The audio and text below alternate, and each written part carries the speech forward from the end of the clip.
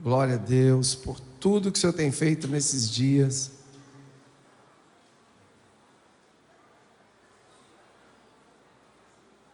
Abra sua Bíblia comigo lá no livro de Filemon. Não teremos um podcast, mas a figura, o cara. Ai, ai. Mas nós temos aqui uma história que para mim é uma das mais impressionantes, se não uma das mais fortes, a nível de consolidação dentro dos princípios da palavra de Deus.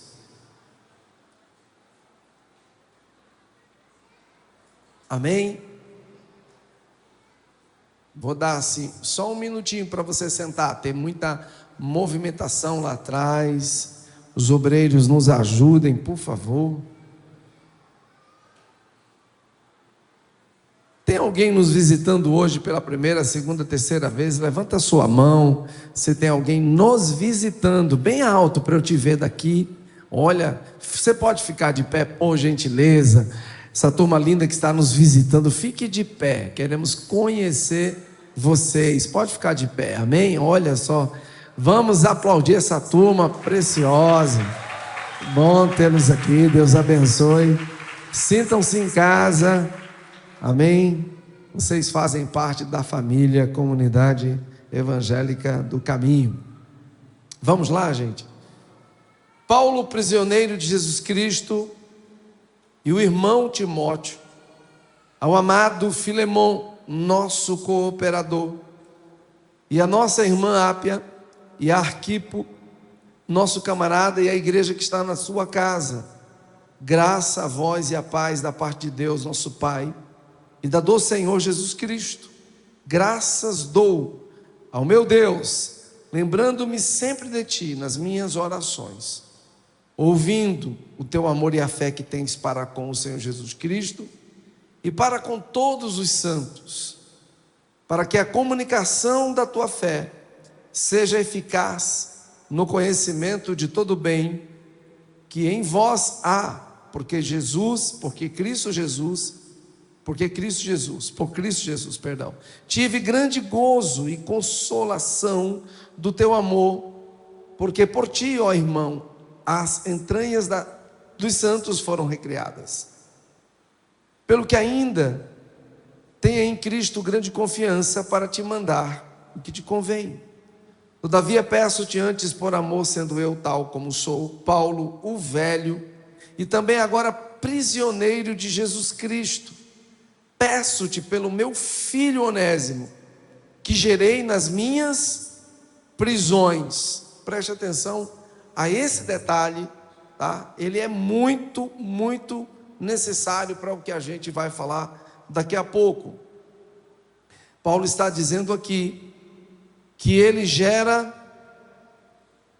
um discípulo. Onde é que ele gera? Uau! Peço-te pelo meu filho Onésimo, que gerei nas minhas prisões, o qual no outro tempo te foi inútil, mas agora a ti e a mim é muito o quê? Diga assim para o seu irmão: o que era inútil torna-se útil. Eu te tornei a enviar, e tu torna a recebê-lo como as minhas entranhas, ou seja, como a mim mesmo. Eu bem o quisera conservar comigo, para que por ti me servisse nas prisões do Evangelho. Mas nada quis fazer sem o teu parecer, para que o teu benefício não fosse como por força, mas voluntário. Porque bem pode ser que ele se tenha separado de ti por algum tempo, para que o retivesses para sempre. Não haja como servo, antes mais do que servo, como irmão amado, particularmente de mim, e quanto mais de ti, assim na carne como no Senhor. Assim, pois, se me tens por companheiro, recebe-o como a mim mesmo. É impressionante como o amor desse homem é tão profundo por uma alma, como ele se coloca em uma condição de ser igual. De ser igual. Vou ler nessa versão. Assim, se você me considera um companheiro, receba-o como se estivesse recebendo a mim. Se ele o prejudicou em algo ou deve alguma coisa a você, coloca na minha conta. Eu, Paulo, escrevo de próprio punho, eu pagarei, para não dizer que você me deve a própria vida.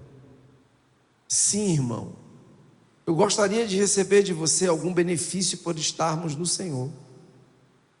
Reanime o meu coração em Cristo, confiante na sua obediência. Escrevo a você, sabendo que fará ainda mais do que peço. Além disso, prepare-me um aposento, pois espero ser restituído a vocês em resposta às suas orações. Epáfras, meu companheiro de prisão, por causa de Cristo Jesus, envia saudações, assim como Marcos, Aristarco, Demas e Lucas, meus cooperadores. A graça do Senhor Jesus Cristo seja com o espírito de vocês. Eu confesso que todas as vezes que eu leio essa carta escrita a Filemon, o meu coração, ele se enche de uma esperança, mediante ao que Deus pode fazer na vida de alguém que ainda não conhece o Senhor. Falamos ontem que a principal ferramenta para a consolidação é o amor. Sem o amor, mas não é o amor humano, é o amor de Deus, nós não temos como consolidar bem as pessoas. A questão é que nós gostamos de fazer distinção. A consolidação, para mim, ela é e sempre será o processo principal dentro da estrutura de discipulado, de reintegração de uma pessoa para ser parecida com Jesus. Nesse caso aqui nós temos um homem que roubou alguma coisa do seu senhor e fugiu, e foi preso por conta disso, e estava pagando a pena, e quis o Senhor, dentro dessa prisão, desse escravo chamado Onésimo, escravo de Filemon, quis o Senhor que Paulo pudesse ter esse encontro com ele para consolidá-lo. E aí entra muito no que ontem o pastor Giovanni falou, e é verdade. Os nossos olhos não podem ser olhos naturais. E o maior problema que nós ainda enfrentamos é com relação ao pré-julgamento de pessoas. Eu não estou falando de gente que já está há décadas na igreja, que já está com 7, 8, 9, 10 anos. Esse aí não. Eu estou falando de alguém que não tem o pleno conhecimento de Jesus, alguém que não conhece o Senhor. Porque uma vez que a pessoa conheça o Senhor e comece a caminhar no Senhor e retorne para a velha prática, olha, meu irmão, é quase impossível. Não é que não é possível, pode sim. Ouvimos ontem o testemunho dessa irmã que desviou, mas ela era uma nova convertida, desviou, a mulher estava ali orando, intercedendo. Que bênção! Já tivemos muitos casos parecidos, e ainda temos entre nós, de pessoas que fizeram esse caminho de volta, mas ele é muito mais complicado. O mais fácil é que você possa, como um Onésimo, abraçar no seu coração esse caminho de volta e permitir-se ter um coração consolidado. Nós precisamos aprender alguns passos fundamentais de inspiração nessa epístola para aprendermos a consolidar pessoas. Fato que o amor é o principal deles, porque sem isso você não vai conseguir consolidar absolutamente ninguém. Obrigado, querido. Porque sem o amor de Deus derramado nos nossos corações, nós não conseguiremos, porque a nossa velha natureza, ela não vai permitir. Nós ficaremos arrumando um monte de desculpas e infelizmente nós não iremos consolidar como Deus deseja. Então, logo após você amar a pessoa, diga assim para o irmão que está ao teu lado: a primeira coisa que você precisa enxergar pela fé, e foi falado ontem, né, que é tudo pela fé. Anote isso, é muito importante. Você tem que reconhecer, ou pela fé, enxergar o potencial da pessoa. Independente do que a pessoa fez lá atrás, você tem que enxergar o potencial que há nela, o que ela pode ser, aquilo que ela será nas mãos de Deus. Então, se eu não consigo ter amor e no espírito enxergar o potencial, não tem como. Ontem eu dei o exemplo do pastor Sérgio, mas eu tenho muitos outros exemplos aqui. Exemplo já dei do pastor Kleber.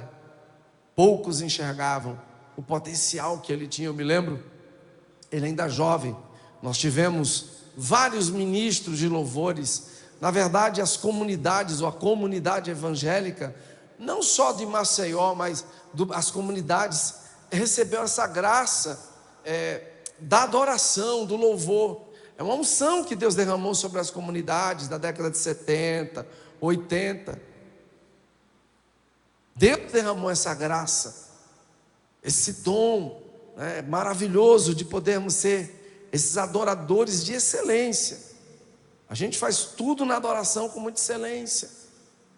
E um dos últimos queridos e preciosos que passaram entre nós tinha também essa graça e ensinou muitos irmãos, e um deles foi o pastor Kleber. Só que todo mundo já conhece a história dele. Era um cara muito, muito, muito rebelde. Ele não era rebelde, ele era muito, muito, muito rebelde, porque cresceu sem paternidade, fazendo o que queria, né? Mas graças a Deus, no seu retorno, eu fui observando, e Deus falou nitidamente, porque depois da saída desses irmãos, ficou um vácuo. Misericórdia, se eu entrasse em mais uma função, eu não tinha nem como respirar. Eu falei, cara, pastor, cuida de muita gente, empresa, negócio, família, e agora eu vou ter que também não tem como. E Deus falou nitidamente para mim: você tem uma ferramenta poderosa. Eu confesso que eu olhei assim e falei, rapaz, será que dá? Deus falou, levanta. E aí na época eu reuni, era eu, minha esposa, né, os pastores. Ela falou, Kleber. Eu falei, Kleber. Para ela, nem ela acreditou. Eu falei, os outros dois também na época. Mas o Kleber, eu falei, E aí eu fui bem firme: se der errado, me culpe. Porque um líder, ele tem que assumir responsabilidade. Paulo está dizendo aqui, aceite Onésimo como a mim mesmo. Tem hora que você vai ter que dar a cara para bater. Se der errado, podem me culpar. Mas se der certo, todo mundo ganha. Levanta sua mão direita e diz, graças a Deus, todo mundo ganhou. Você pode aplaudir a Jesus por isso?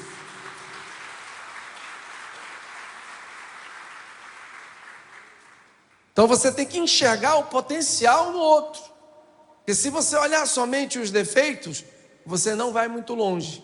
Agora, preste atenção no que eu vou te dizer. Não adianta também eu enxergar um potencial e a pessoa não ter um coração para ser consolidado. Não vai adiantar muita coisa.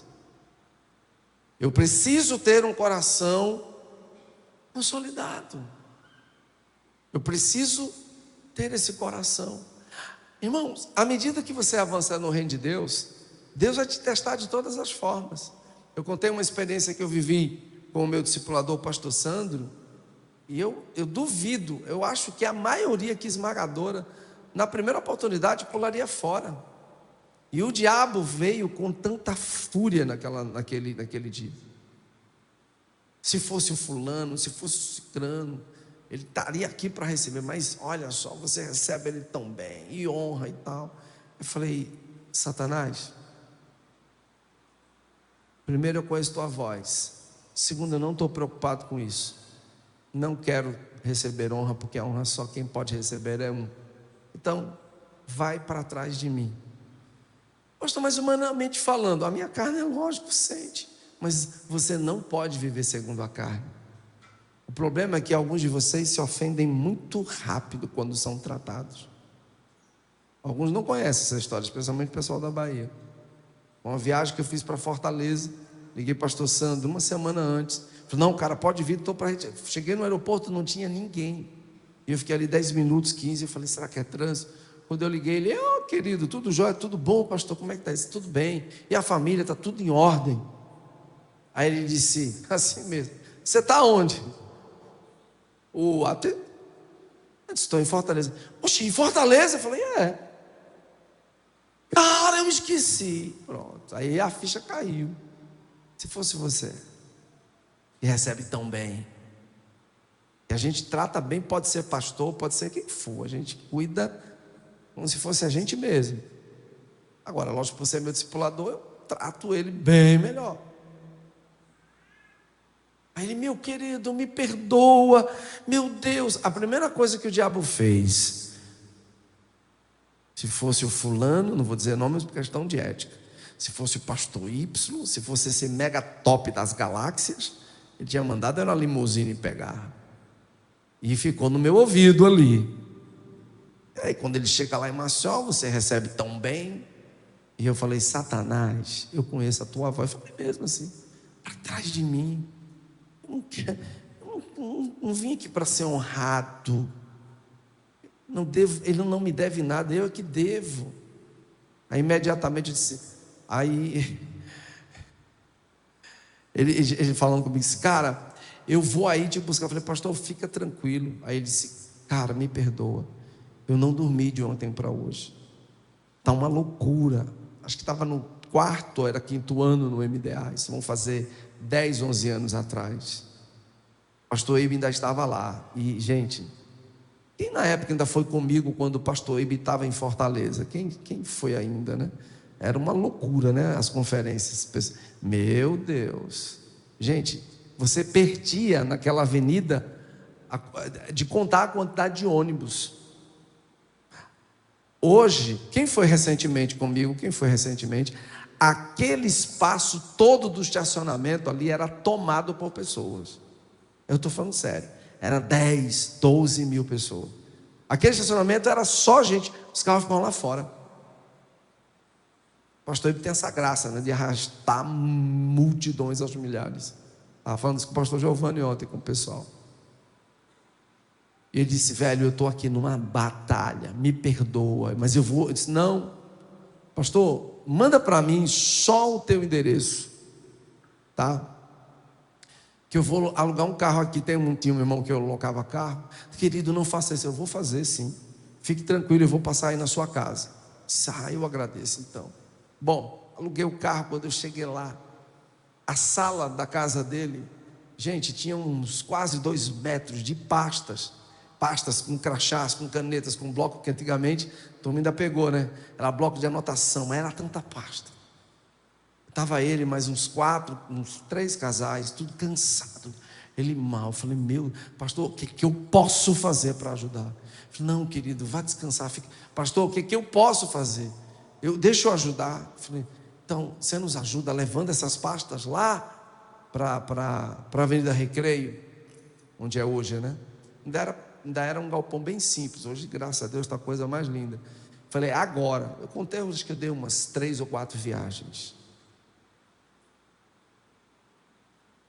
Umas 3 ou 4 viagens.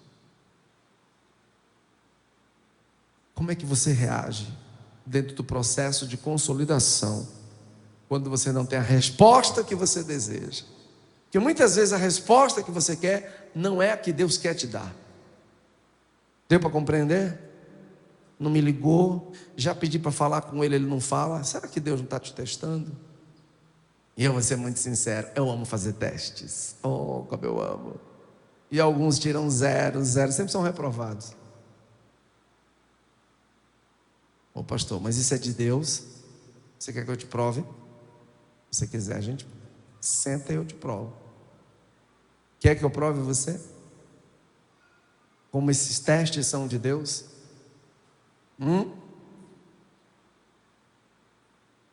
Quer que eu te prove?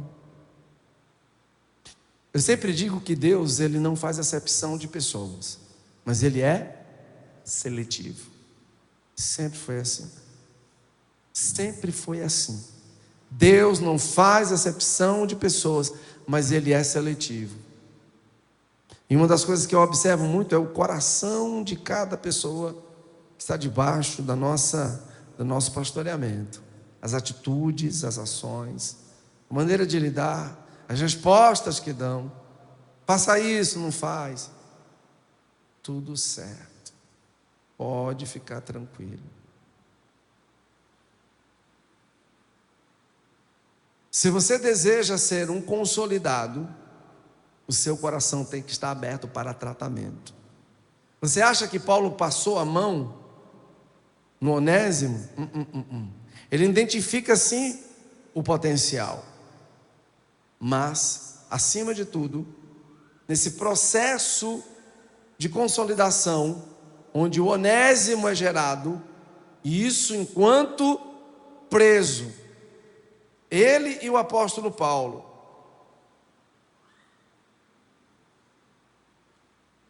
esse processo da consolidação na prisão mostra para mim e para você que não existe local, circunstância. Não, se não for assim eu não consolido. Eu tenho que estar bem financeiramente, eu tenho que estar assim, eu tenho que estar assado. Não, cara. O teu chamado para ser um consolidador independe do momento que você está vivendo. É fato que nós precisamos muitas vezes de um tempo também para sermos tratados.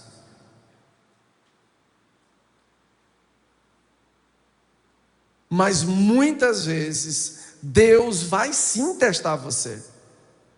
Diz assim para o seu irmão: o próprio filho foi levado pelo Espírito Santo ao deserto para ser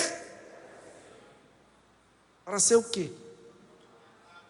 Tentado. Diga assim: Jesus foi levado ao deserto pelo Espírito Santo para ser tentado por quem? Pelo diabo. Se isso não é um teste, eu queria que você me dissesse. Eu tenho mais.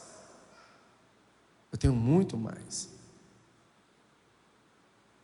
E não vamos entrar no mérito, porque isso fica para uma próxima ministração. Mas nos 3 níveis de tentações, Jesus passou por todos eles.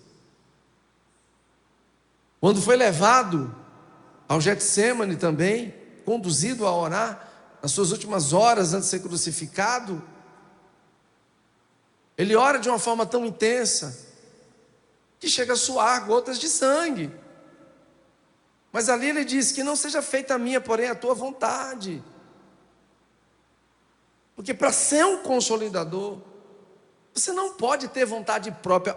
Sabe qual é a questão? É que muitos de vocês ainda estão muito vivos para si.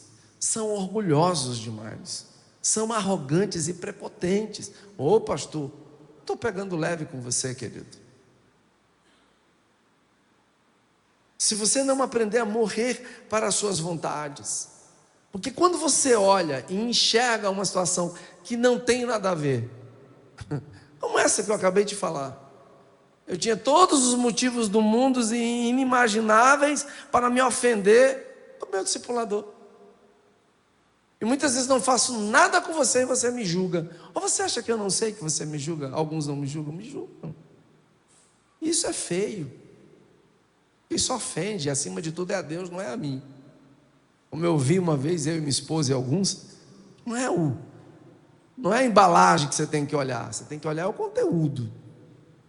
A embalagem, o ser humano não é nada, mas o que está dentro do ser humano, a autoridade confiada, o legado confiado, a unção confiada, a transferência de vida confiada,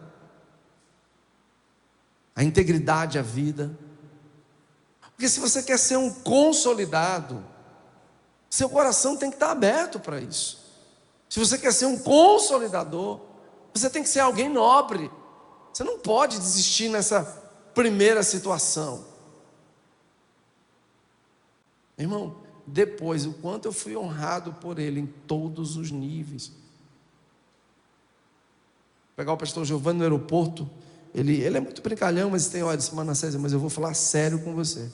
Cara, o teu nome lá em São Paulo está na prateleira de cima.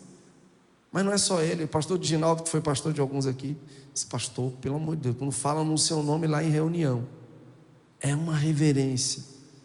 Mas por que isso, será? O que será? Será por quê? Sabe por quê, irmãos? Porque se você guardar ofensa no coração, você nunca vai.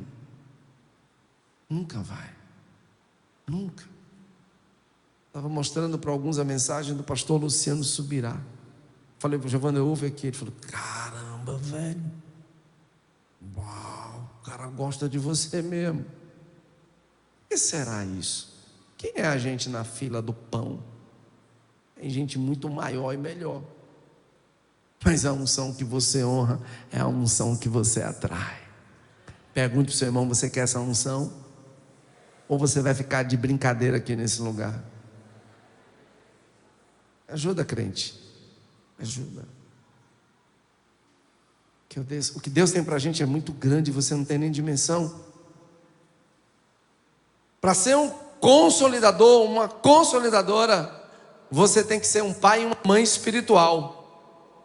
E tem um ditado que diz assim, o pau que bate em Chico, também bate no Francisco. As mulheres fiquem de pé, por favor.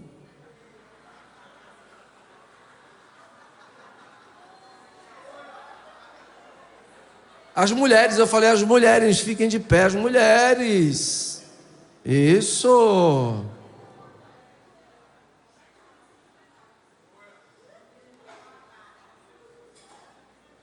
Ou você acha que os homens iam só ficar nessa apanhando sozinho? Não, vai não. Segura aí que vai demorar um bocado, viu? Se tiver de salto alto, eu aconselho a tirar.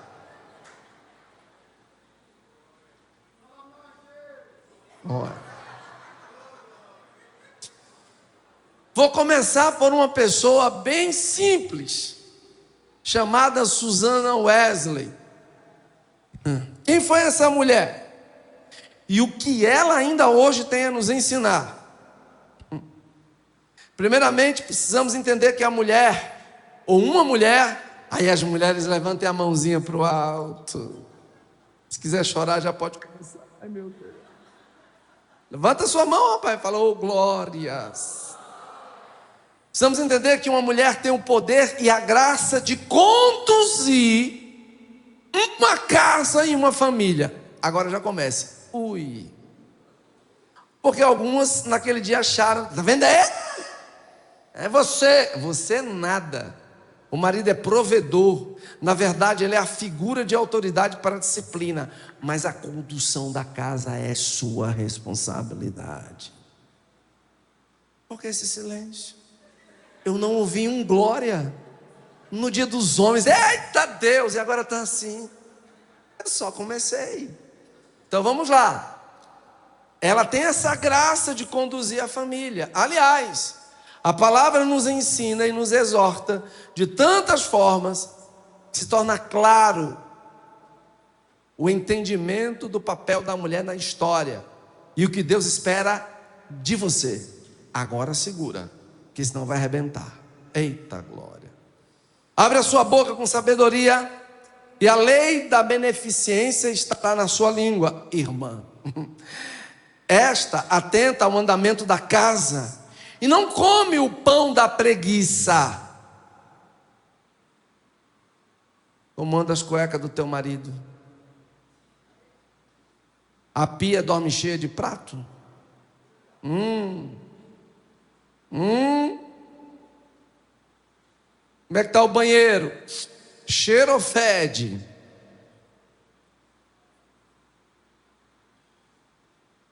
Como é que tu trata o menino? Pois a Bíblia ainda diz: levantem-se seus filhos, para que possam chamá-la de bem-aventurada, seu marido também, e ele a louva. Se você quiser saber onde está isso, é lá em Provérbios 31, do 26 ao 28. Baseado nisso, quem foi essa mulher?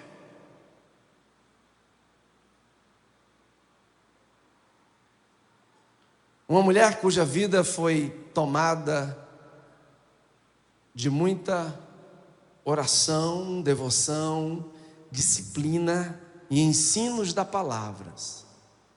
Fez com que seu nome se tornasse importante em toda a história do avivamento wesleyano.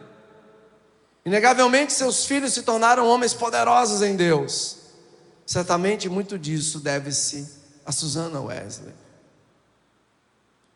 pois ela tinha uma vida devocional, diária com Deus, que chamava a atenção de muitos.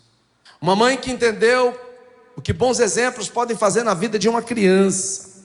Além disso, uma mulher com uma disciplina admirável e única, que nos mostrou claramente que não importa quantos filhos venham ter, ou quão ocupadas estejam diante das tarefas do lar,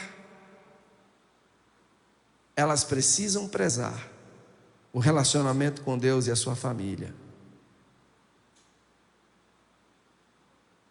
Muitos dos seus filhos morreram sem nem chegarem à idade adulta, e sua família passou por muitas privações e muitas perseguições, tendo alguns dos seus filhos sendo mortos e um até comido por canibais. Ela batia no seu ventre e dizia: que Deus me dê mais filhos para o reino. Ainda assim, essa mulher continuou crendo e dedicando seus dias a Deus e a sua família. Não teve um casamento fácil, realmente. O marido dela era um pastor, um puritano, mas um puritano exagerado. Ele era um cara muito santo, mas era um homem muito, como é que eu poderia dizer? Muito carnal nesse ponto da santidade, porque a santidade ela tem um limite, né? A gente não pode ir aonde, a gente não pode fazer aquilo que nem Deus faz, amém? Conta-se certa vez que uma das suas fiéis adulterou e ele ficou sabendo. Sabe o que ele fez? Quem já leu essa história? Amém, alguns já leram. Ele agarrou-a pelos cabelos, deu uma boa pisa e saiu conduzindo ela fora do templo. Isso não se faz, isso é um absurdo. Então ele era um homem desequilibrado, e ele teve a Susana teve momentos muito difíceis com esse homem, tanto é que ele morreu bem cedo. Ele era um homem muito duro nesse aspecto, posicionado, santo, mas desequilibrado. Então o relacionamento, o casamento dela não foi fácil, porque alguns podem dizer: não, mas se eu tivesse um marido como Susana Wesley teve, minha filha. Bom, mas vamos caminhando, porque tem muita coisa, eu sei que alguns já estão até cansando. Ela teve simplesmente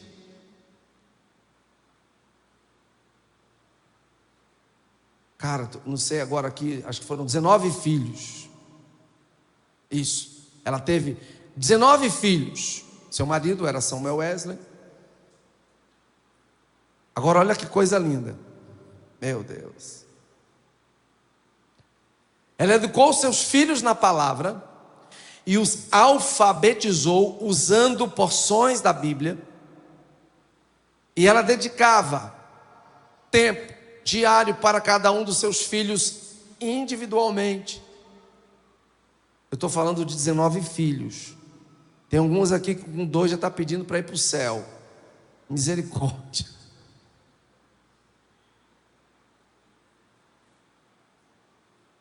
Todos eles, até 5 anos de idade, já teria que saber ler. E quem era que ensinava? Susana Wesley.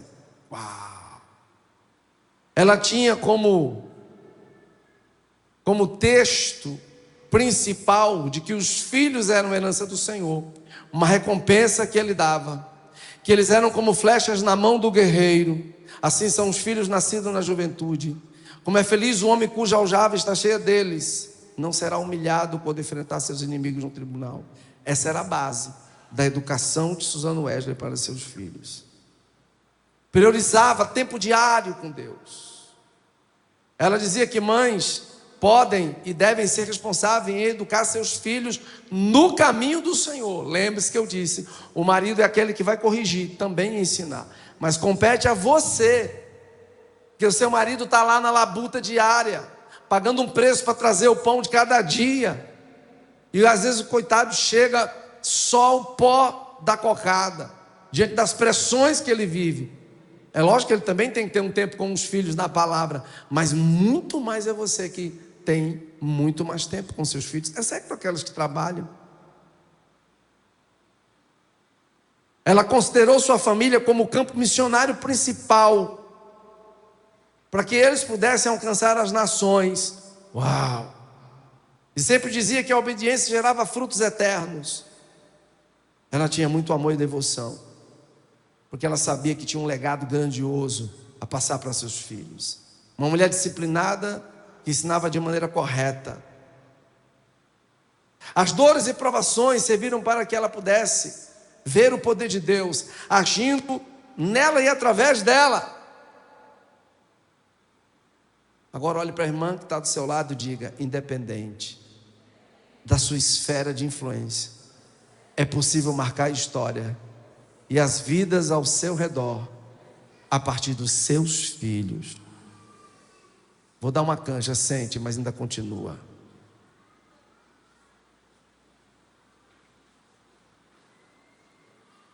Era um exemplo de mulher que orava e ensinava a sua família, ao ponto de tornar isso um modelo a ser seguido por todos os seus vizinhos. Muitos chegavam na sua casa e perguntavam: Susana, minha querida, você tem 19 meninos, como é que a gente não vê um grito dentro da sua casa? Entre que eu vou te ensinar. E assim ela conseguiu formar uma célula gigante com 200 pessoas, 200 mulheres, que fizeram uma revolução no seu tempo junto com ela. Isso gerou inclusive ciúme de alguns clérigos, alguns pastores e líderes da época, cujas ovelhas não tinham muito o que receber com eles, iam para a casa dela. Tratava com respeito, dignidade e reverência seu marido. Para ter um cavalão desse, né? Meu Deus. Ainda ter que gerar 19 filhos. Essa mulher realmente era muito santa. Porque alguns de vocês, por bem menos, já fecham a cara.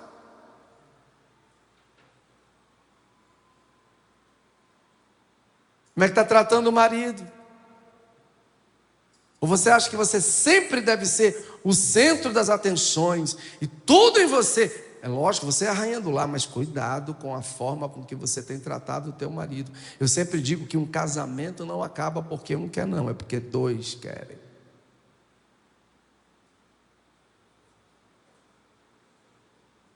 John Wesley foi chamado de o pai do metodismo. Susana foi a mãe, no sentido moral e religioso. Sua coragem, sua submissão à autoridade, uau, isso é que me impressiona, inclusive ao seu próprio filho, como seu pastor. A sua firmeza e a independência dos pensamentos que tentavam permear a sua mente. O fervor com que ela buscava a Deus, independente dos sentimentos que surgiam. E o desejo devocional em amar e servir a Deus, para dar direção prática aos seus filhos, brotaram e se repetiram visivelmente no caráter, na conduta dessa mulher, juntamente com seus filhos e principalmente o pai do avivamento, John Wesley. Poucas mulheres na história possuíram a sensibilidade espiritual, o vigor e a sabedoria de Susana Wesley. A pergunta é: quem daqui para frente vai querer ser parecida com essa mulher? Fique de pé. tenho nada a ver com você, é você e Deus. Aí não estou mandando você ficar de pé para eu te ver. É você que está assinalando para Deus. É você que está dizendo como você vai tratar seus filhos daqui para frente, teu marido, tua casa. Que é muito fácil também jogar a culpa no homem. Você acha que é fácil teu marido sair para trabalhar? Você acha que é fácil o cara pagar um preço? E olha o que eu vou dizer para você, é sério. Graças a Deus hoje eu tenho essa liberdade profissional há muitos anos. Mas eu vivi momentos tensos na minha vida, trabalhando. Passei por momentos de assalto, de tragédias, de tentações terríveis. Minha esposa sabe disso, sempre contava. Numa dessas minhas viagens, uma menina para o carro, uma menina de 14, 15 anos. Eu parei assim, ela, moço, eu já chegando próximo à bomba, uns 30 metros. Eu parei minha caminhonete, na época eu estava com uma caminhonete, baixei o vidro. Pois não, minha filha, o que foi? Ela levantou a blusa, mostrou os seios, disse, me leve com você. Diga aí, velho. Na hora eu fiquei desnorteado, né? Levantei o vidro, sai daqui, pombageira. Ela ficou sem entender e eu... Pergunta como aquilo ficou na minha mente uns dias. Não sou anjo, meu filho, não tem que estar aqui contando vantagem. Sou homem igual a qualquer um aqui. Se brincar, a pressão é muito, mas muito pior. Olhe pela minha vida, amém? Porque quando você é homem, né? Homem, é complicado. Aí você acha o quê? Aí tem mulher que quando chega está com aquela cara de caminhão fenemê. Fui longe agora, hein? Bota aí a foto do caminhão fenemê que elas vão entender. Bota. Só os homens entendem, né? A machada sabe que caminhão era esse.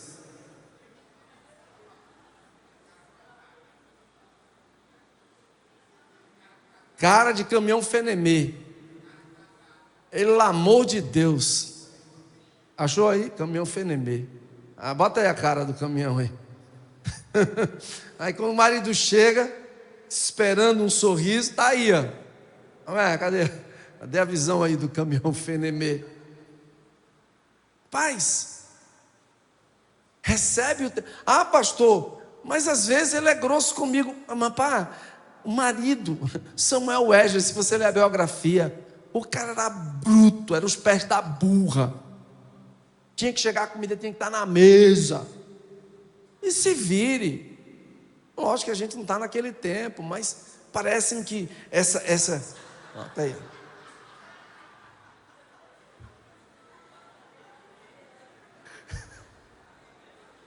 Esse é o caminhão fenemê.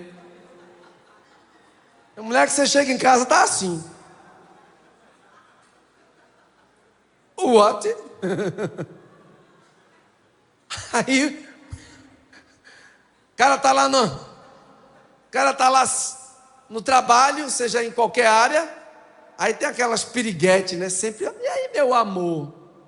Meu bem. Deixa eu ver um vídeo. Não sei se vocês viram, eu ri demais com esse vídeo. O cara vai pagar um negócio, a mulher, é tanto, meu bem. Aí o cara que está do lado, tá bom, meu bem. A mulher dá uma lapada, meu bem, é assim, mas é assim. Porque está faltando homem. Cuide dessa criatura, porque se você perder para achar um homem, vai ser complicado. Aí você quer muito do marido, mas não está dando muito. Exigir demais e não dá, não adianta, velho. Não vai muito longe. Porque olha o que eu vou te dizer. Muitas vezes você perde porque você também não aprendeu a ser uma mulher carinhosa. É lógico que tem umas criaturas que há casos e casos, né? Porque tem umas figuras aí que eles, meu Deus do céu, eles não querem uma mulher, eles querem uma boneca do sexo. Maltratam, são ignorantes, estúpidos, chamam palavrões. Não tem como, velho. Podem assentar. Cuide bem dessa criatura. Aprenda a consolidar o bichinho. quê? Porque o teu orgulho pode fazer com que você perca o melhor de Deus.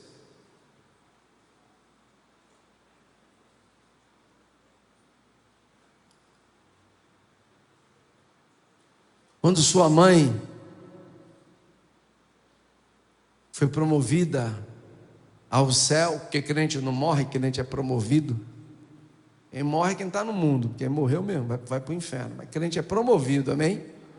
Quando Suzano Wesley recebe sua promoção, e eu saindo desse estudo aqui, lembro-me muito bem, porque eu tenho a biografia de John Wesley. Quando ela estava para morrer, não está aqui, tá? Mas eu lembro muito bem. E ela já assim, naturalmente, sem muita dor, mas a sua alma já partindo. Muitos orando para ela não ir, chorando. Dezenas de mulheres se revezando em oração, se não centenas. Houve uma hora que ela disse: eu não parti ainda, porque vocês estão intercedendo. Mas a minha alma precisa de descanso. O que Deus tinha para mim nessa terra acabou. Não ore mais, porque senão Ele não vai me levar. E eu quero estar com o meu amado.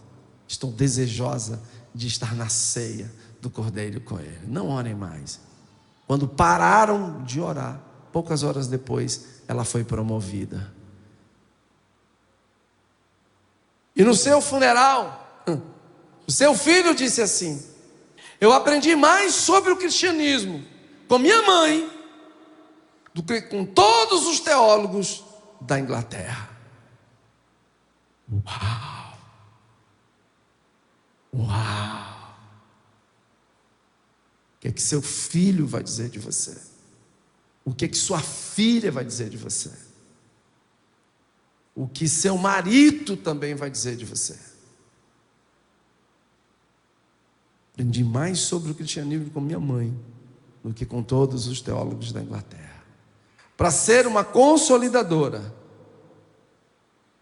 entra nesse nível de intimidade com Deus. Porque não adianta você ficar reclamando. E vou dizer mais: não adianta violência.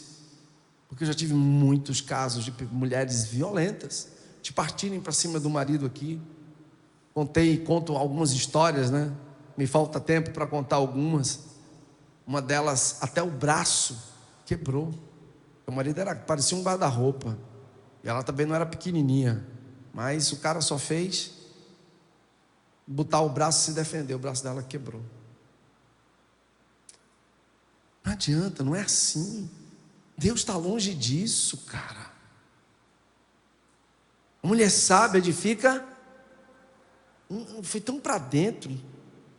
Eu queria a mesma força no dia dos homens. Aê! A mulher sábia edifica. Isso, bota para fora, filha. Vamos lá, a mulher sábia edifica. Está fraco ainda. Está meio assim, murcho. A mulher sábia edifica. Melhorou. Mas e a tola? Com as próprias mãos, não é só destrói. É com as próprias mãos. As próprias mãos. Mas voltando, queridos, dentro do nosso estudo, depois das irmãs serem tão abençoadas, amém? Ou amenzinho fuleiro esse. Tem gente que vai ter que tomar água para descer o negócio. Vou dar uma segunda oportunidade, amém? Amém? Valeu não, porque foi só na emoção. Tinha que ser na hora. Queridos, nosso coração tem que ser um coração paterno e materno, para sermos consolidadores, especialmente da nossa casa.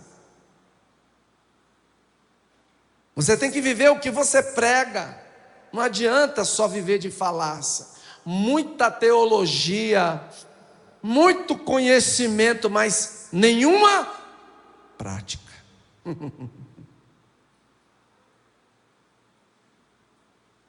Você tem que ser alguém que consolide a pessoa na palavra, não nos seus ideais ou pensamentos, mas nas escrituras. Instruir o Onésimo em como viver a Bíblia, conversar com ele, orar com ele. conduzi-lo a uma boa célula, a bons estudos, a boa leitura de livros. Anote isso para nunca mais você esquecer. Um bom consolidador ou consolidadora cuida das pessoas de forma personalizada. Sabe o que quer dizer isso? Quem é bom de RH sabe. O que é você cuidar do outro de forma personalizada?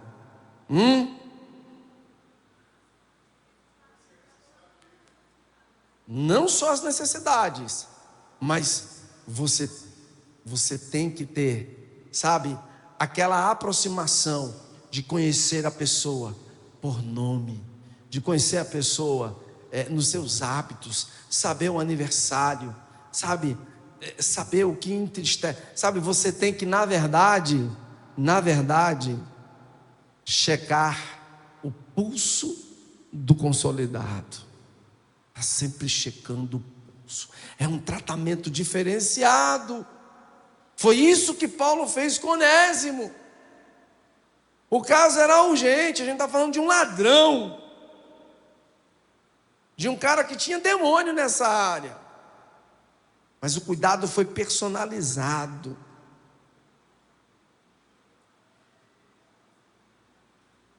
Para você ser um bom consolidador, você tem que ser, anote isso aí para nunca mais esquecer. Você tem que ser uma ponte. Uau! Uma ponte. Você tem que ser uma ponte. Tá difícil chegar lá? Seja você a ponte. Tem que atravessar rios e desertos? Seja uma ponte. Vem, meu filho, eu vou te mostrar o caminho. Eu passei por aqui, eu vivi isso.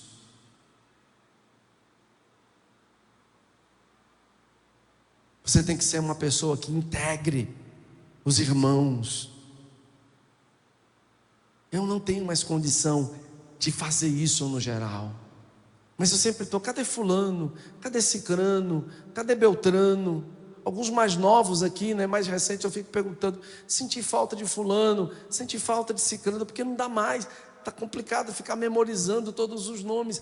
Então, graças a Deus, tem muitos pastores, muitos discipuladores, muitos consolidadores. Você tem que vestir essa camisa da consolidação. Você tem que ser alguém decidido, decidida a somar aqui. Pare de querer ser, sabe, somente aquele crente pepeta, como diz o meu querido paizão, pastor Eibe. Que é pepeta. Quantos anos, cara, eu fico impressionado, as pessoas querem servir. Querem ser obreiros, querem estar na atmosfera. Mas espera aí, como é que está a sua vida? Você quer servir ou quer ser visto? Você quer servir ou quer ser visto? Porque alguém que serve é alguém que consolida. Como é que está você nesse aspecto? Cuidando de gente, ganhando pessoas, está preocupado com isso? Quando alguns vêm conversar comigo, pastor, eu quero ser obreiro. Não ganhou ninguém. Quer ser obreiro. Obreiro são meus braços e minhas pernas nessa igreja. O que eu já tive de problema com obreiro: casca grossa, ignorante, estúpido ou estúpida, boca suja, falava mal muitas vezes da gente por conta de situações tolas. Quando abre a boca, ainda hoje alguns abrem a boca para denegrir, para humilhar, ou para, sabe, ver o negativo na pessoa. De vez em quando estou tirando um, e vou continuar tirando, se quiser, paciência. Estou aqui interessado em dinheiro de ninguém, em bem de ninguém, estou interessado na sua alma, se você quiser. Cuidar de você e te levar para o céu. Mas como é que você pode ser um consolidador ou uma consolidadora se dentro do teu coração não é essa paixão e esse amor por pessoas? Você vive arrumando problema em tudo que é lugar. Cara, some, não divida. Porque o maior problema da igreja é a quinta coluna. Leia lealdade e deslealdade. Se quiser também, se não quiser, fica à vontade. Você tem que ser, diga assim para o seu irmão, um bom consolidador. Tem que ser a chave que abre E o cadeado que fecha na igreja.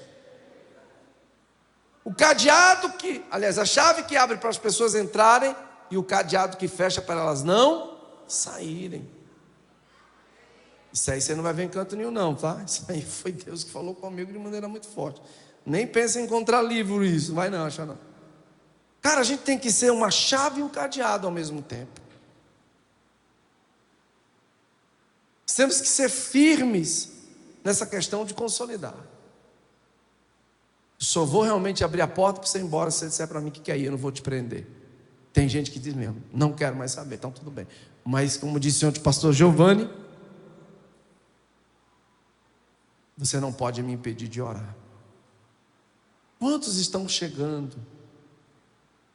Tem gente aqui que daqui a alguns anos você vai ouvir o testemunho e vai ficar assim, uau, meu Deus, sério que você fez tudo isso? Foi. Tem alguns onésimos aqui entre nós, sabia? Fizeram coisas terríveis, estão sendo trabalhados, porque nós enxergamos potencial nessas pessoas. Cuide bem de cada santo que está aí do teu lado. Outra coisa, todo consolidador, ele deve ser alguém que ativa ministério. Uau! Cara, ative o ministério da pessoa consolidada. Tem gente que acha que é assim, chegou na igreja, aí olha, já tiveram tantos. Eu me lembro de um, cadê o irmão Cícero? Está por aí, Cícero, acho que não chegou. Tá não, né? Aí, o cara chegou, aí esse cara estava colado nele e no pastor Juliano, tu lembra da história? Aí o cara chegou, um bicão assim. Eu falei, Jesus, isso é problema, eu conheço gente de longe. Aí o irmão disse, pastor, o irmão teve um revelamento acerca do Senhor. Eu falei, foi mesmo? Foi um revelamento. Não tem isso na Bíblia, né? Mas é revelação com palavra de conhecimento. Aí eu disse, rapaz, e a gente tem que ouvir, é complicado, né? Aí ele terminou o culto, veio aqui pro cantinho. Meu servo. Eu disse, pois não, quase, pois não, meu Senhor. Quase, o cara está chegando. Se Deus me deu uma visão acerca de você. Eu disse, foi mesmo? Conta para eu, vai. Porque eu estou orando pouco, estou jejuando pouco, quero saber. 6 que Deus me mostrou. Uma grande mesa. A base dela, tu lembra, né?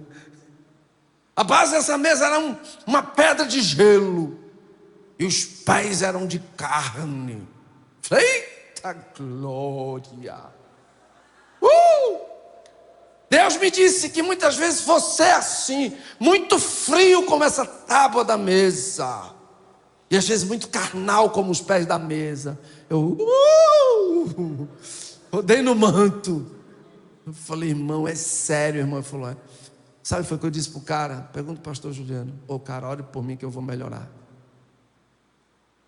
Você pensa que a vontade foi dizer isso? Irmão, vai para baixo da égua, você e tua revelação aí. A vontade era essa. Mas eu, né? Esperei fundo ainda. Tá certo, irmão, vamos orar, me perdoa-se. Irmão, o cara é um picareta safado.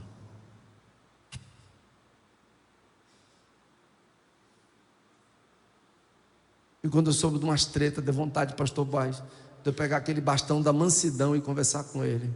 Dizer assim, agora foi Deus que trouxe um revelamento para mim, meu filho. Vem cá, vem. Se eu quisesse. Você entende? Não vai ser fácil.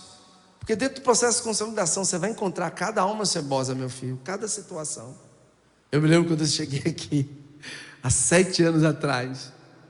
Nós tivemos uma reunião nesse canto aqui. Não, era no canto de lá, era metade a igreja. Rapaz, Eu fui orar antes, porque eu estava preocupado. Me lembrei da reunião com o pastor Sandro, que quase ele tem um troço. Ele teve uma reunião com uma turma que queria plantar a Igreja da Paz, coitado do meu pastor. Ele saiu do banheiro mal. Eu falei, o que foi, pastor? Cara, eu estou passando mal. Eu falei, opa, vem para cá. Já brindei o meu pastor. Gente, olha. Ele ficou mal, porque o pessoal, eita, pessoal não segue. A boca encheu de saliva. Eu digo, se fosse eu nessa reunião. Mas o meu pastor é mais quebrantado que eu. Aí aqui na reunião o povo, porque ele devia fazer. Gente armada, e gente querendo. Pega o cara. Beleza. Sobrou aí uns 20. Aí em algumas reuniões dessa, aí neguinho começou a mostrar os dedos. Teve um que estava aqui, não, era lá atrás, mas nessa posição, mas sendo da metade. Rodou. Aí lá veio botar a mão na minha cabeça. Opa, dona Maria, calma. No outro você botava aqui. Não.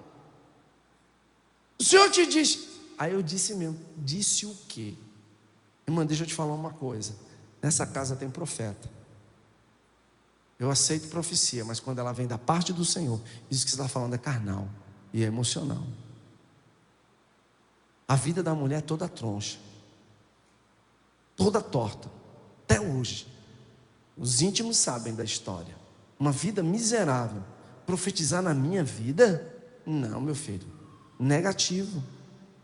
Preste atenção, dentro do processo de consolidação, você vai passar por situações complicadíssimas, de afronta, de muita coisa.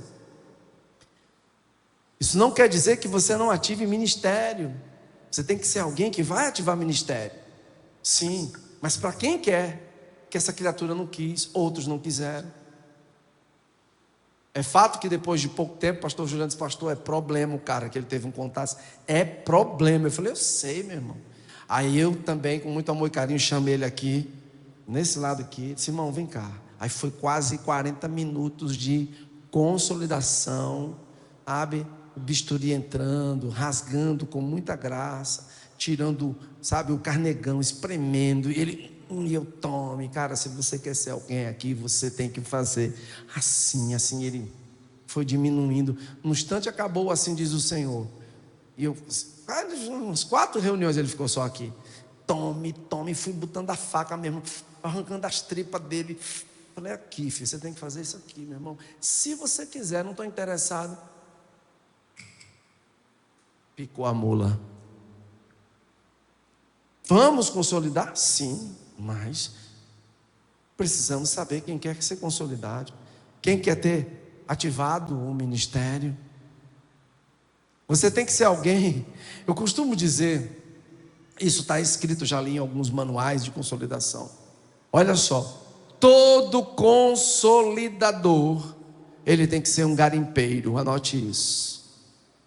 Todo consolidador tem que ser um garimpeiro. Eu assisti um filme recentemente legal, ele é muito pesado, é filme para homem. Que o bicho inclusive foi baseado em fatos reais. É um camarada que na Segunda Guerra Mundial, eu não lembro, cara, qual foi o país agora, mas ele descobre uma jazida de ouro e é impressionante. Na Noruega, né? Vocês assistiram, o cara lá é selva demais. Tem muita mentira, mas baseado ali em fato real. O cara era selva, meu irmão. O cara era um viking mesmo. Viking, é top. Quem é macho, vai. Vê aí, eu aconselho até os selvos, vamos assistir, porque dá um gás, velho. Filme de homem. E aí o cara, ele acreditava que ele ia descobrir. Até que ele descobriu uma pepita de ouro gigante. O cara ficou milionário. Baseado em fatos reais. Que ele acreditava, ele já estava quase desistindo, já tinha cavado tanto buraco. Depois os alemães queriam roubar o ouro do cara. Então todo consolidador, ele é um garimpeiro. Ele vai achar ouro, prata, pedras preciosas, ao invés de feno, palha, capim.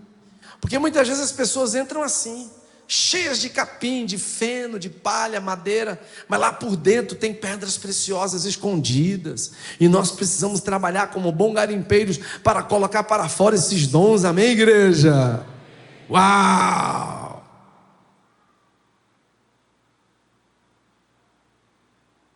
Estou terminando. Todo consolidador é um mediador. Uau!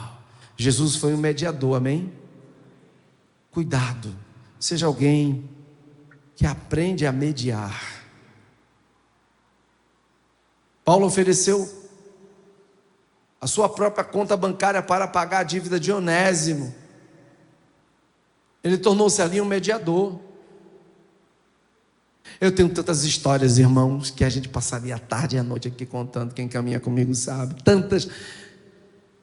De pagar dívida, de mandar consertar carro, de mandar. Nossa, eu tenho tantas, é sério, viu? Teve uma família que o carro já ia ser apreendido na época, aí juntamos, na época, aí só é R$2.000, hoje é dinheiro 15, 20 mil.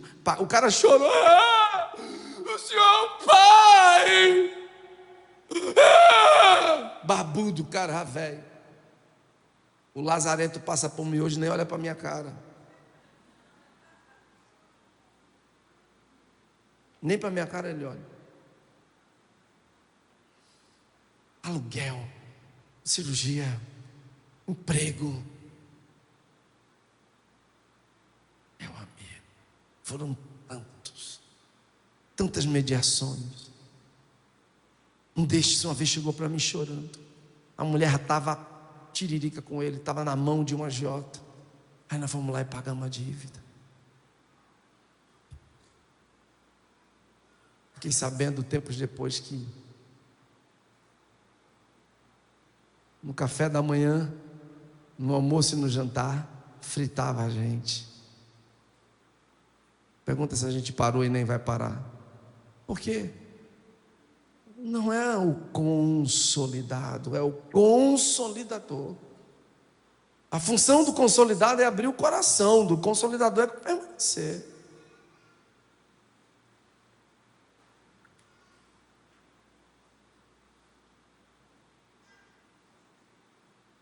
Queridos,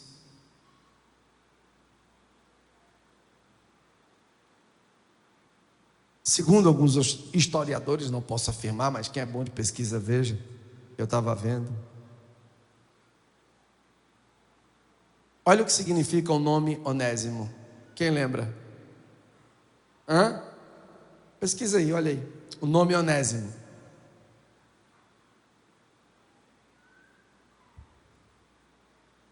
O que significa o nome Onésimo? Significa útil. Quando Paulo diz como é? Onésimo, útil. Mas olhando por fora a gente só vê inutilidade. Já que até o nome dele foi dado, nem ele sabe quem ele é, eu acredito. Ele vai ser um útil. Então de inútil ele passa a ser um útil. Tanto para o apóstolo Paulo, acabamos de ler a epístola, como para Filemon. A questão é como nós julgamos as pessoas. A gente precisa ter muito cuidado. É lógico que a gente não vai ficar a vida inteira, né?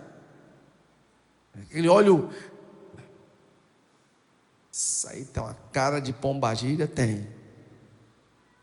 Tem um jeito da pombagira? Tem. Às vezes até a pombagira aprende com ela. Mas espera aí, calma. Vamos ver como ela realmente vai entrar nesse processo de consolidação. Então, aprenda a acreditar, a enxergar o que era inútil será útil. Agora, existe uma ferramenta tão poderosa que você tem que utilizar. Tão poderosa, que bem utilizada junto com o amor, ela liberta o Onésimo. E aí, quem sabe que ferramenta é essa? Bem alto. Perdão. Nunca esqueça disso. O perdão. O perdão é libertador. Ele transforma escravos em livres, em inimigos em irmãos, em inúteis em úteis. Aquilo que era o inimigo torna-se agora um irmão, um amigo. E o poder do perdão faz isso. Mas você só pode agir no amor e no perdão mediante a fé. Porque são armas espirituais. São armas espirituais. E quando você usa o amor e o perdão, a graça de Deus, ela vem superando o passado. Independente do teu passado, do que você foi, um escravo, um fugitivo, um ladrão, um homicida, um assassino, um prostituto. Pastor Juliano já contou tantas vezes o testemunho dele. Eu peguei ele no momento assim que ele estava, graças a Deus, sendo quebrado por Deus. Mas mesmo assim, pensa num cara migueleiro. Tinha hora que eu olhava assim e falava, rapaz, esse cara me dá cada migué. Ah, se eu quisesse. Mas amém, porque o Espírito Santo estava fazendo algo extraordinário. Quebrando, porque sabia da natureza dele. Pensa num cara que foi madeira. Mas Deus é bom demais, Ele sabe a ferramenta que Ele tem que trabalhar com cada um. E quando Ele chama, meu amigo, não adianta. Ou você vai ou você vai. Não tem jeito. O amor, o perdão, a fé, a mediação, ser um mediador. E agora a intercessão. Uau! Paulo era um intercessor, não apenas um mediador, mas ele intercedeu por Onésimo, pediu clemência. Nossa geração precisa de intercessores. Nossa geração precisa de amor, de perdão, de cura em relacionamentos quebrados. Mas se você não tiver o coração para ser tratado, a decisão de ser tratado de verdade, dificilmente o poder da consolidação vai te alcançar. Abra seu coração também. Abra. Eu decido, eu quero. Porque tem o querer também. Lógico que a intercessão, ela é fundamental, o exercício do amor, do perdão, da mediação. Mas haja com o coração quebrantado. Gente, o Evangelho é uma força reconciliadora que transforma caráter. O Evangelho é essa força consolidadora e reconciliadora. Ela não só consolida, ela reconcilia, transformando o caráter, restaurando o ser humano e promovendo no coração do consolidado o desejo de amar e servir a Deus de verdade, sem querer aparecer.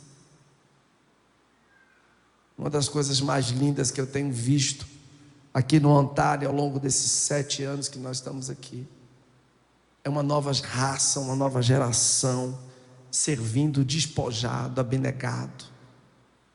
Queria que, é lógico, a gente tem várias equipes envolvidas, criança,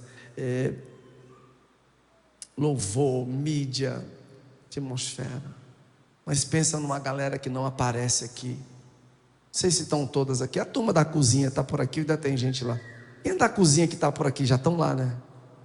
Rapaz, saindo daqui meia-noite, servindo, lavando o prato. Meu Deus, eu fico constrangido com o amor desses irmãos e irmãs que estão nos servindo aos pastores que vêm aqui. A gente nem pede. Às vezes eu pego o meu prato, vou lá lavar, elas não deixam. Falam, não, gente, deixa eu ajudar, eu quero. Não, pastor. Eu falo, meu Deus, muito amor. É muito amor. Os obreiros, todo mundo, sabe, faça com amor, não faça para ser visto. Se tiver que ser visto, que seja visto por Ele, amém? Senhor, é para Ti, Senhor. Estou sendo. não é para o pastor, sabe? Mas é para Deus. As crianças, meu Deus, a gente quer essa mesma transferência de unção de volta lá para o Acauã. Sabe por quê? Porque a gente perdeu lá atrás. A gente perdeu muito.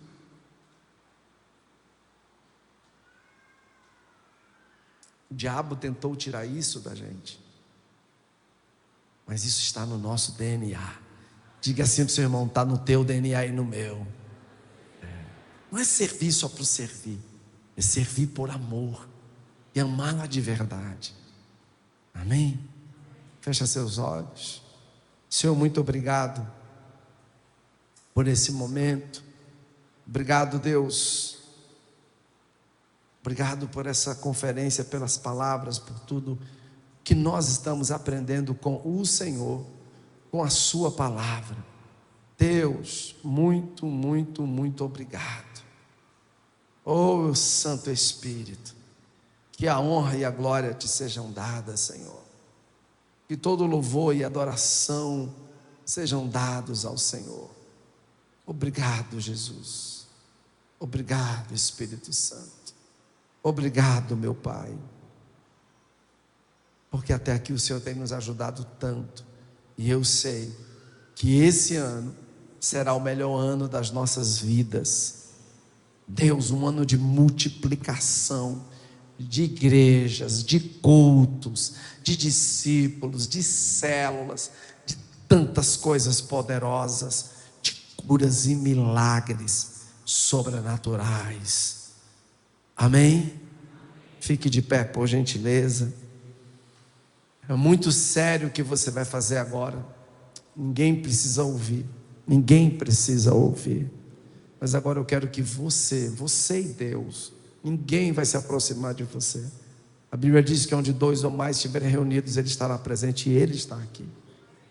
Feche seus olhos agora e faça você uma oração, pedindo para que a partir dessa conferência, que termina hoje, daqui a pouco, você não sairá dela mais o mesmo. Você não sairá daqui mais a mesma, mas um coração consolidado, desejo de amar e servir as pessoas, porque foi para isso que nós fomos gerados. Não fomos gerados para outras coisas. Eu ensino isso aqui há anos: os olhos nos céus e os pés na terra. Não tire seus olhos do céu. Pede agora ao Espírito Santo para te tornar esse ou essa consolidador de excelência.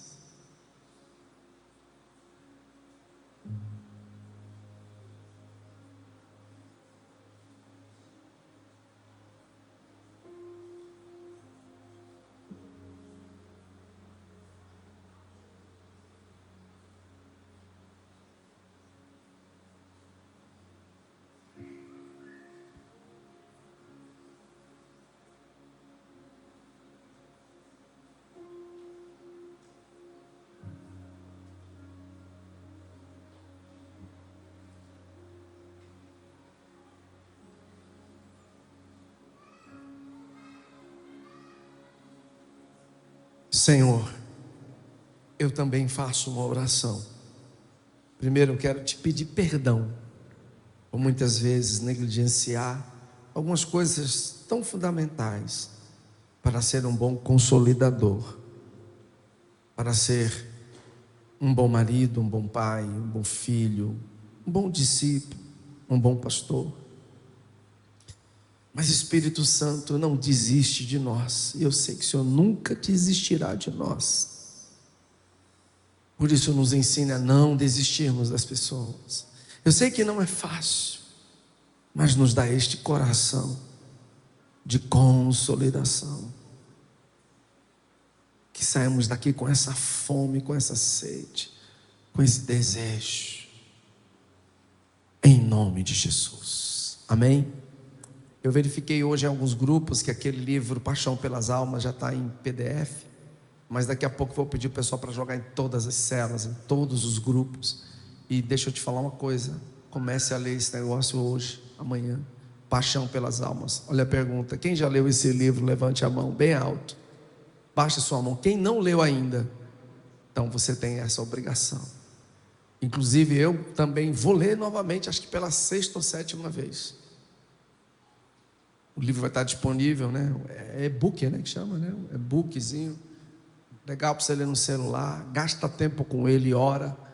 Eu vou te ensinar uma coisa muito poderosa. E eu não quero perder nunca. Às vezes, ou a maioria esmagadora das vezes que eu estou no meu TSD, eu começo a orar quando eu sei que o Espírito Santo está.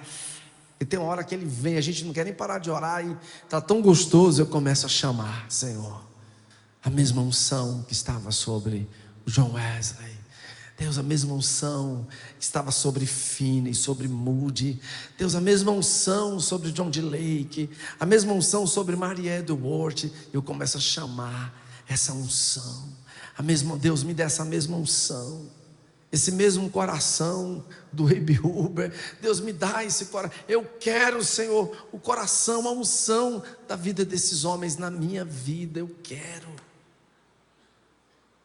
Eu não aceito coisa menor do que isso. Essa semana eu agarrei no pescoço do apóstolo Paulo, literalmente. Deus, eu quero essa unção que da ponta dos pés ao alto da cabeça cobria a vida do Paulo, achia sobre ele. Senhor, eu quero. Pede também essa unção, amém? Leia esse livro que você vai entender algumas coisas que eu estou falando aqui agora. Eu creio que cada um de nós seremos os melhores consolidadores dessa cidade, que vamos ganhar muitas e muitas almas para Jesus. Vamos saquear o inferno e povoar o céu em 2026, em nome de Jesus. Nós já somos conhecidos, mas isso vai ser ventilado nos 4 cantos do estado, em nome de Jesus. Maceió é de Jesus.